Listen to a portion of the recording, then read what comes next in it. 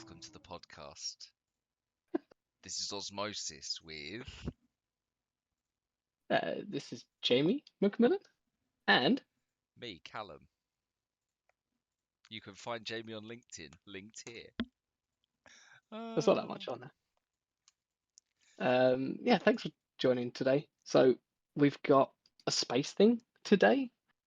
Callum, do you want to tell us about the Sure. article that you found? So What did you see? we've been discoursing in Discord, trying to arrange a paper to look at, and you were like, just pick something, just pick something. You sent me It's not that hard, BBC. surely. I was at work, so I scrolled like through 3 or 4, picked the one that looked the most interesting, said, let's talk about space. And my understanding is you found the paper, and I mean, it was a bit of an adventure to find it, but yeah, I did find a paper. I am in awe of your efficiency, to be honest. What did you find then? So what was the article? So it was this one, which I have open here. Moonlander, Japan Slim reactivates and get to work. And this is completely honest. I'm not lying when I say this. I read Jupiter's Slim, so I thought, how have they landed on Jupiter? That's made of gas. So, full disclosure, I looked at only the title and I misread it. That doesn't bode well for the paper. I'm so sorry. But it's okay because there's nothing like a little bit of chaos. All right, disclosure. I also misread it. What did you misread? I didn't read it. I didn't misread it as bad, but I was like, "What's Japan Slim? What?" And then you read the article and it's like, "Oh, yeah." It makes a lot more sense. But... Yeah. So there you go. That's where we're at with this one. Bad headline. So last week. Have you heard of? So last week the people had a paper that you've read 100 times and you knew, and this week it's something we both misread and don't really know much about, so it should be quite a lot of fun. Yeah, it's going to be good. So go on, you were saying. Have you heard of Slim before? Have you heard of JAXA before? No. No. I misread it. I'm telling you. So JAXA is the Japanese space agency. Naturally, there are all of the nations' space agencies. So almost certainly you've heard of NASA. Hopefully you've heard of ESA, so the European Space Agency. That's a conglomerate of, I don't know how many, quite a few European and non-European countries. Yeah, JAXA, Japanese Space Agency. They're pretty good. So Slim is JAXA's moon landing program.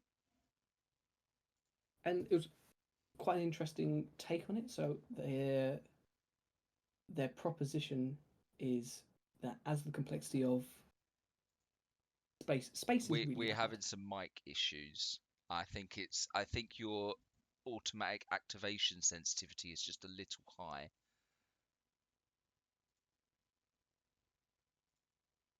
I can't hear you at all now. It's not activated. Well, yeah, that was really quiet. Automatically, I can just turn that off, right? Yeah, you could just have an open mic maybe, or. Yeah, how about that? Is that fine? Yeah, that's fine. Is that okay? Mm-hmm. Did that change anything? What was not coming? Just like the starts of the words in your sentences, you were very softly spoken, and they were getting lost. I mean, at least they weren't coming through in my headphones, and if they're not coming through in my headphones, they're probably not being recorded by my OBS. That I believe. All right, chop. Cut. So continue. The interesting paradigm that they were looking to change is their proposition is space is only getting more complicated. Mm-hmm. Space missions, they're really expensive. Mm-hmm. Scope creep is absolutely a thing when it comes to these types of engineering problems. Like why let's just add function X because that's really easy. But once you've had 200 function X's, it gets a bit complex. You've got a well-complicated system. So scope creep's awful. So my because it's getting more. Sorry, my understanding is that they want to do it. They're trying to save money basically to make it viable. they're trying to save money, but yeah, they're trying to put forward a demonstrator to say, let's make it really cheap, really easy, and really reliable. Yeah. Yeah, which is a good premise. Yeah, that makes sense.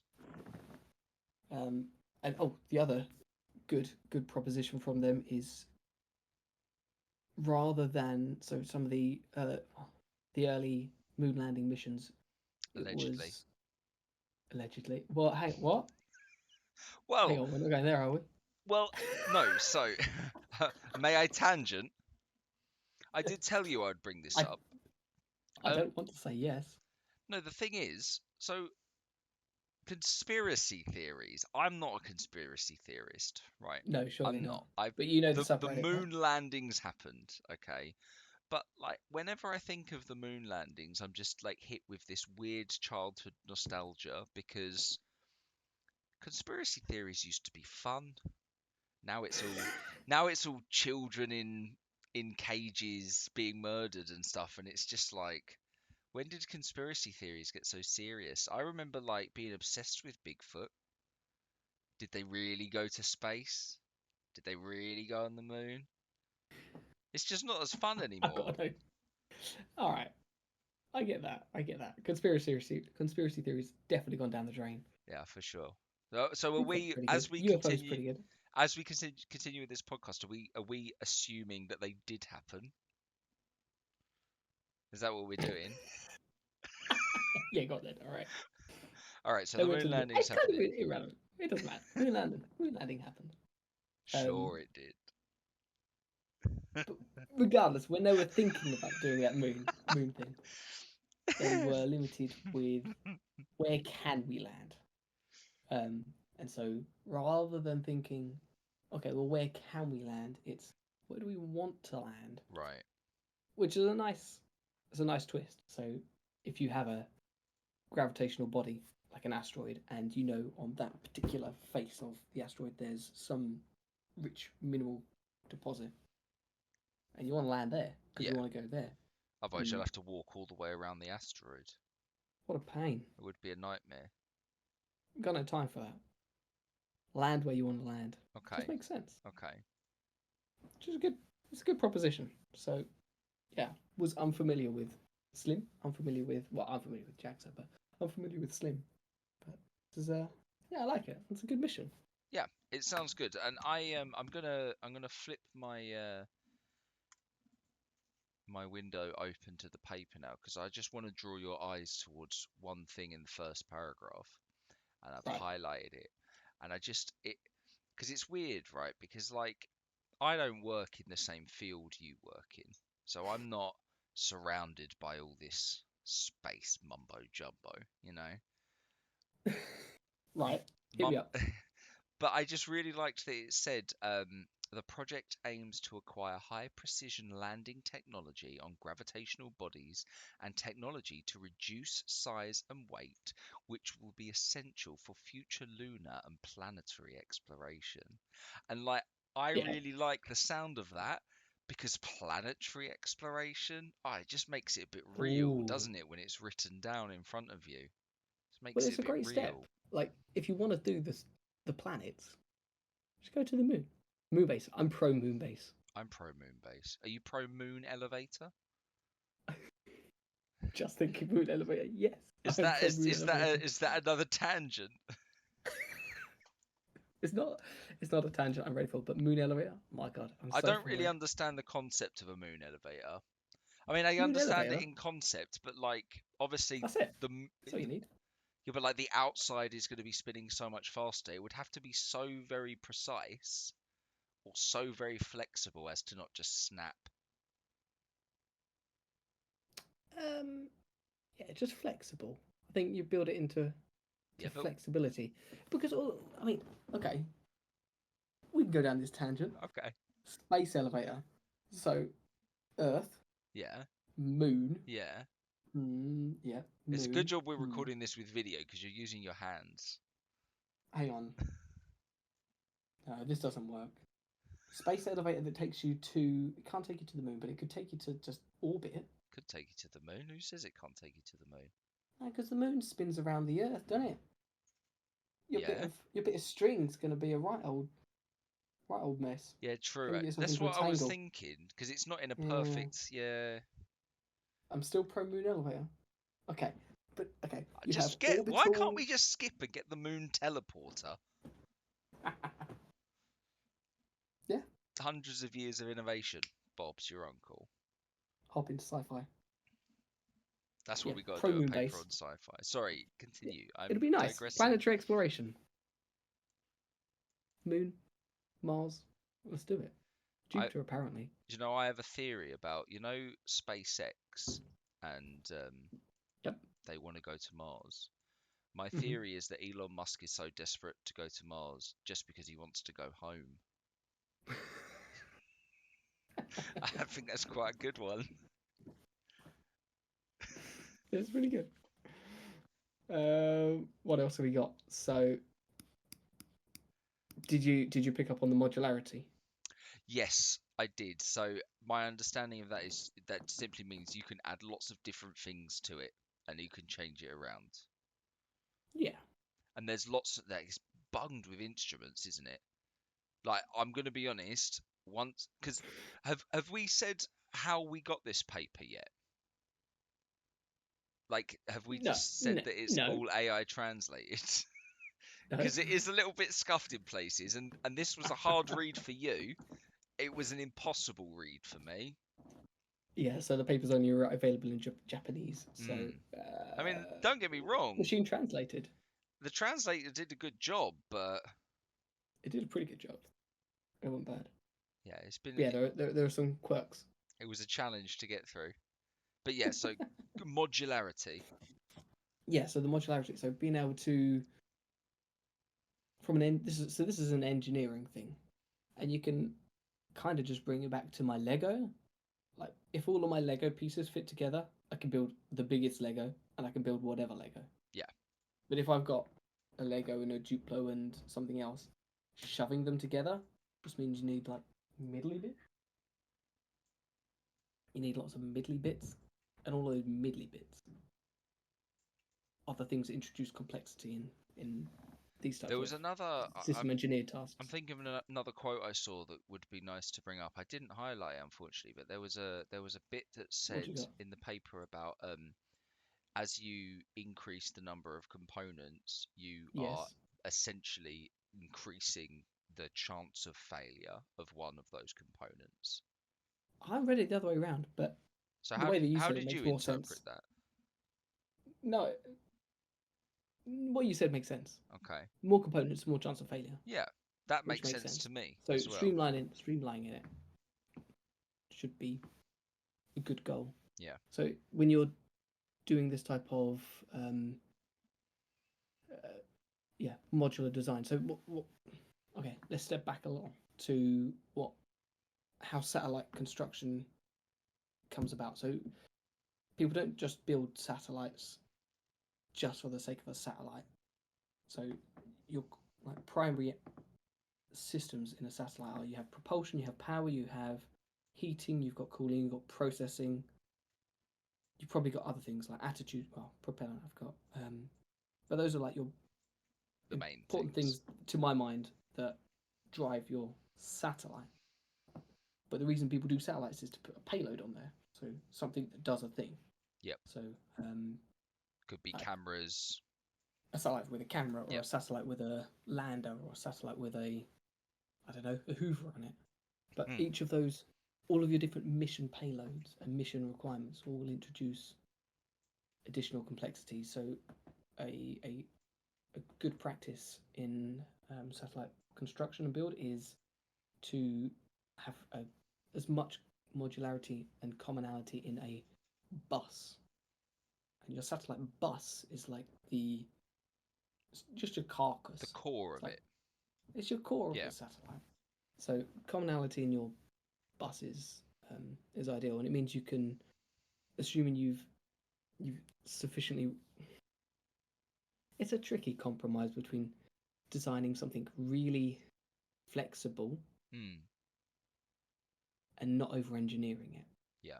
Like, it can be just so complicated because it's trying to talk to HDMI, BNC, and all of it, like USB and Ethernet, if it's trying to do all of these different communications because it's so flexible, it then just gets too complicated. So Yeah. yeah, yeah, it's a good idea. I like the modularity of bus. Sounds good. So Sounds good. there's yeah.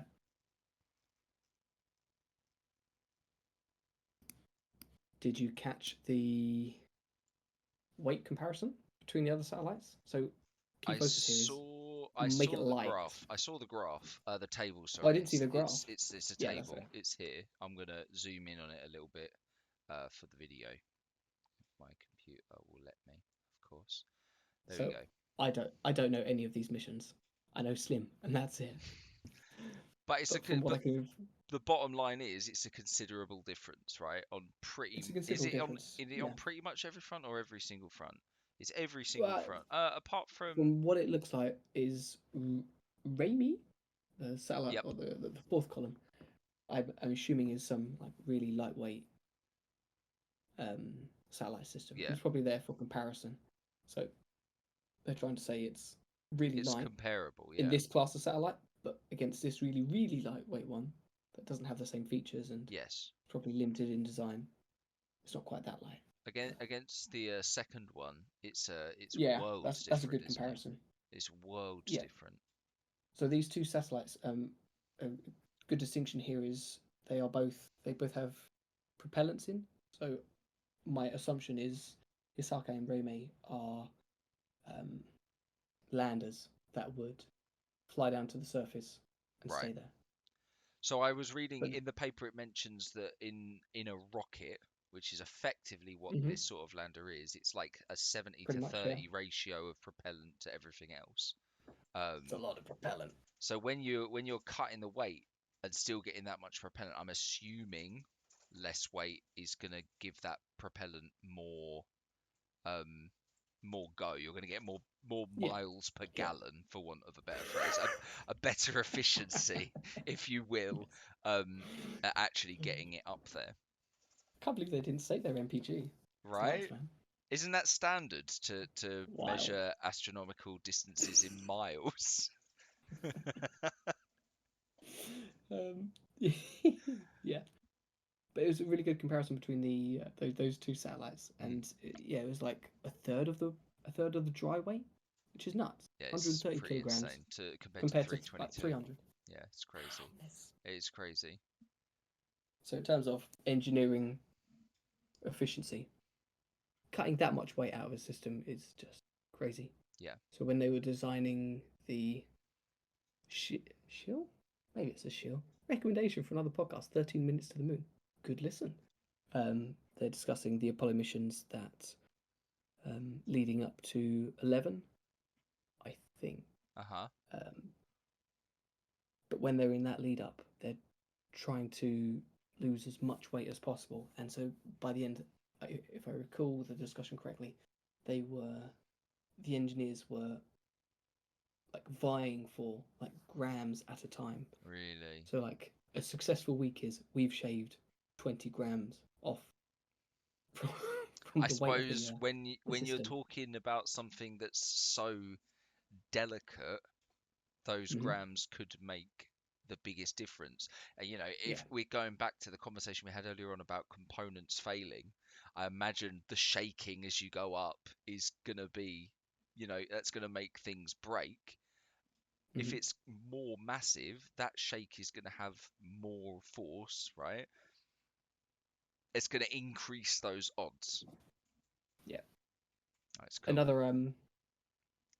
Another little wrinkle in space design is redundancy. Hmm. This one hits home. Why does this one hit home? Long story. Yeah, too much of a detail.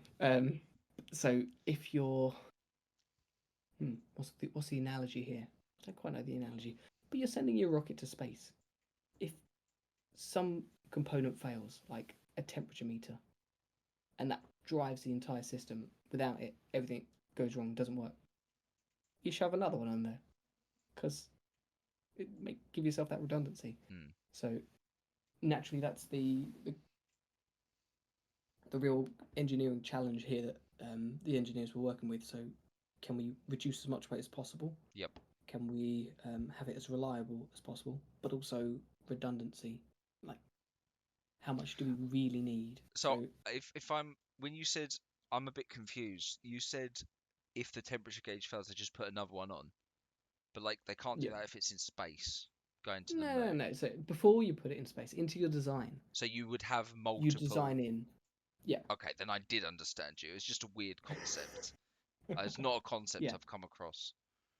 Yeah. So you design in additional There's almost like a, it's, sensors, I kind computers. of interpret that like a fail safe.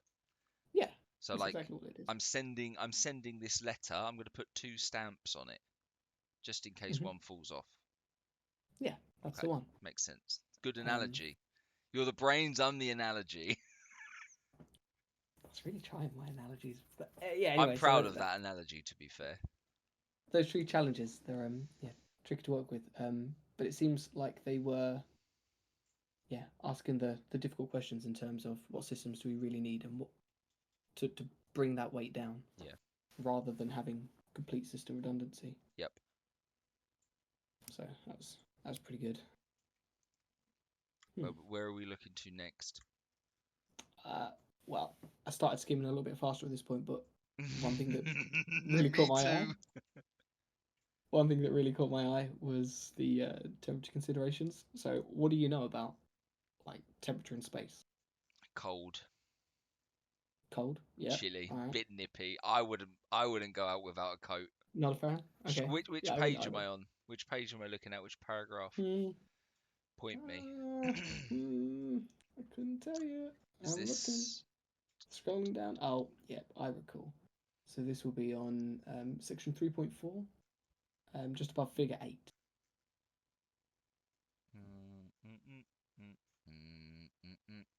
3.4? I see it. You okay?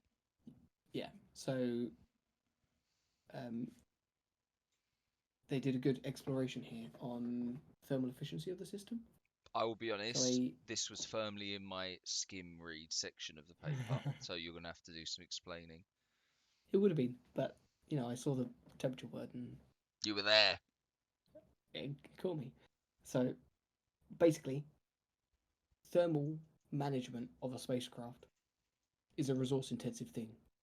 So in this paradigm here, where we're reducing weight, reducing redundancy, and improving efficiency,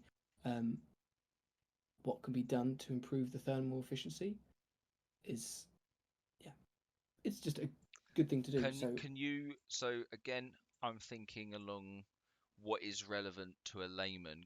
Define efficiency for me. Why do we care about efficiency? All right. So here in this instance, if we consider a spacecraft and there's a component that needs to be maintained at a, let's say, ambient temperature, so I'm thinking like 20, 30 degrees. You've already stated we're really cold, so that means it needs heat from somewhere. And so an inefficient example would be I have a heater from, I don't know, something to maybe like computation, like a motherboard that gives off heat.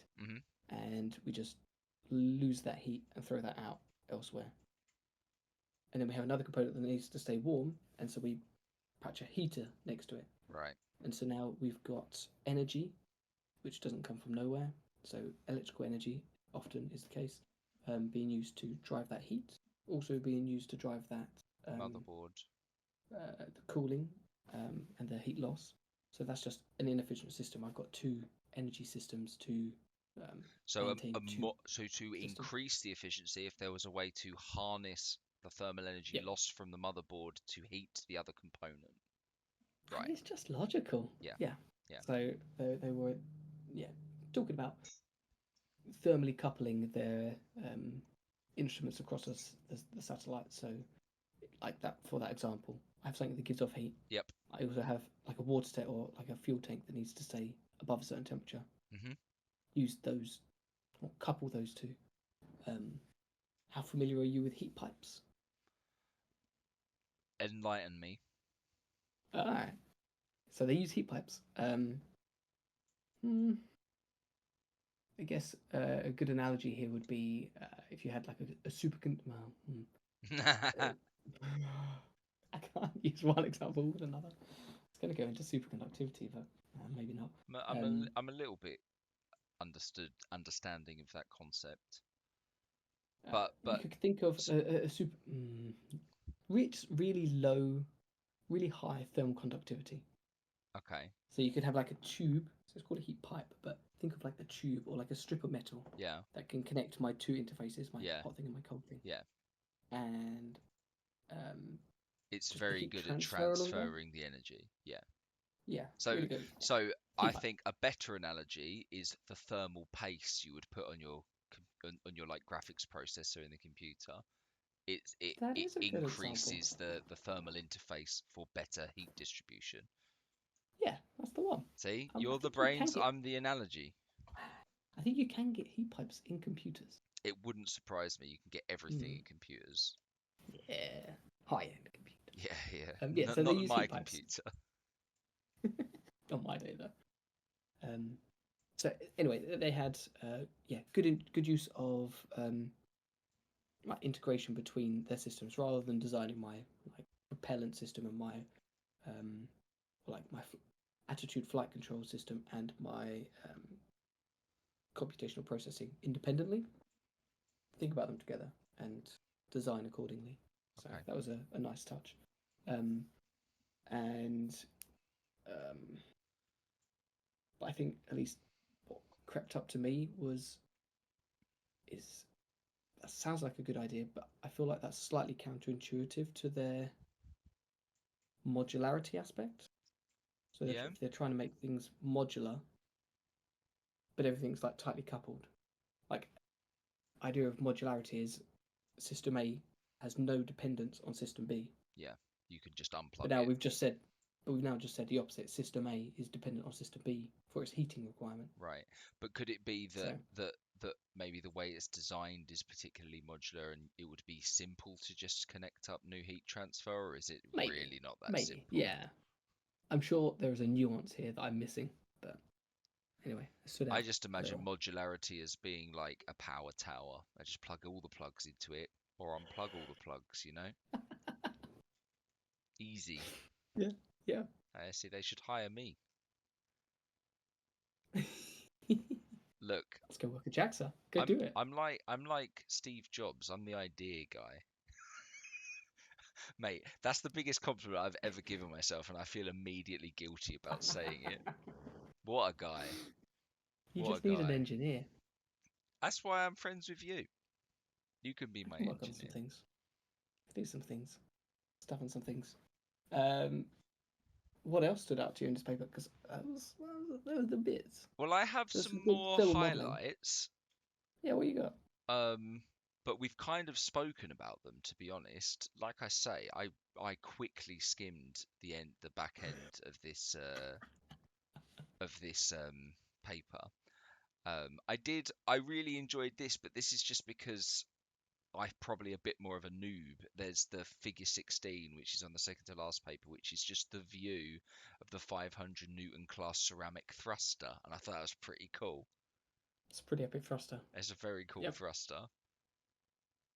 Do you know how much 500 newtons is I imagine it's in thrust? quite a lot of thrust. What is that in thrust? Tell me. Give me an analogy as to just how big it is. I don't think it's a lot. No? I think it would be the equivalent of the weight from like me standing on Earth. Right, Thought, this obviously isn't the thruster that's on it. well, it's got to be. I'm F gonna equals ma. read. Let's assume I'm 50 kilograms. God, I wish I was 10 50 kilograms. meters. I'm approximating here. 10 meters per second squared. That's 500 newtons. But how could they ever thrust with it? Lower gravity, right? Right. I was thinking of getting off of Earth. Hmm. So probably Don't should need have to do read the that. paper. No, that makes a lot more sense now. Yeah.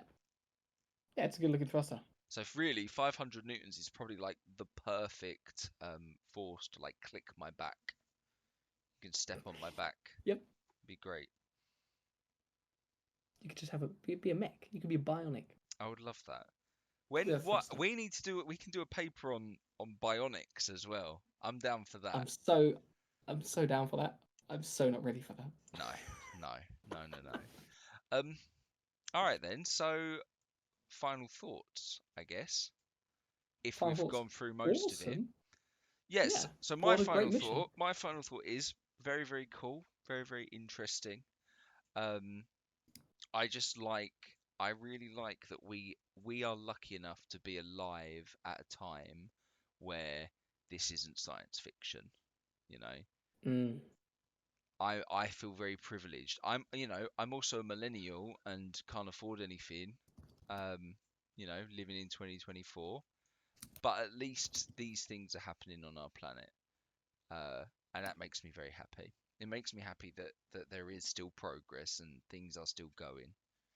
I think it's Well, cool. yeah, it's really good. But I mean, I feel like you're just sidestepping. This sort of thing was possible in 1969, right? Well, I mean, allegedly. No, but yeah, but like, well, I guess what I'm trying to say is like, even since then, because you know, It's died down. the perception is less now. It's not as important to like, um, it's almost so everyday people don't think about it, like sending things up to space and it's on the news or whatever. But Mm. sort of doing a little bit of a deep dive into some of the more, I mean, it's 2017 this was published, but some of the more cutting edge um, Yep. technologies that are going on, I think it was interesting for sure. Yeah, that's a good point actually. This was published in 2017, but the landing was only this January or this I'm going to December. It was check the only thing. I'm going to check it was the within thing. the last month or two. So yeah, I think as things go for space, this really is cutting edge. This is one of the latest things to land somewhere I'm trying to in find our out solar the system. date that it landed. I think it What's it was called? 20th of January. It came back to life. I Landing. think. 20th of January. Yeah, you're right. Touchdown on the moon within 55 meters of its target. That's not bad, is it? That's pretty That's good. not bad. When you're shooting from Earth, it's not bad, is it? 55, that's within tolerance, surely. That's not bad. Yeah. So your final thoughts, Dr. McMillan? Yeah, I thought it was really good. Yeah, again, unfamiliar with the paper, unfamiliar with the mission, but was impressed on just because I'm loosely aware of how complicated and how challenging it is to do this type of engineering for satellites, space missions, like it's obscene. So it's I love pretty that good. you consider It's really good. yourself loosely aware. That makes me I'm like loosely negatively affiliated. aware, which is why I'm like, oh, it's just a power tower. Plug stuff in, unplug other things, easy peasy. But I do imagine that's what Steve Jobs was like when they were designing the Macintosh. He's like, I just want it There's to just a lot work. of nuance in there, Make you it know. work. No, it was very good, very good. So, Yeah, final it's good. thoughts done. I guess Yeah, it's we good. say thank you very Otherwise, much for listening. yeah, it's been great. Enjoying myself. Had a great time with you. Excellent. See you Me next time. too. I can't wait.